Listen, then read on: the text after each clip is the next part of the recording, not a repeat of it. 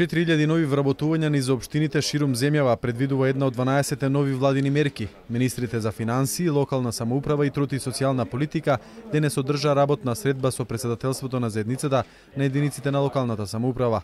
Лицата кои ќе добијат вработување ќе бидат ангажирани за извршување на јавни работи, за одржување на хигиена и зелените површини. 2000 од нив ќе бидат ангажирани од владата и плата ќе добиваат од буџетот на Република Македонија.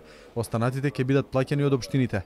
Се овозможи да имаме поголема хигиена на улиците, почисти улици, подобро одржување на зелениното во општините, исто така подобра екологија и подобар изглед на јавните површини во општините, а тоа значи и подобри услови за граѓаните во општините во Република Македонија.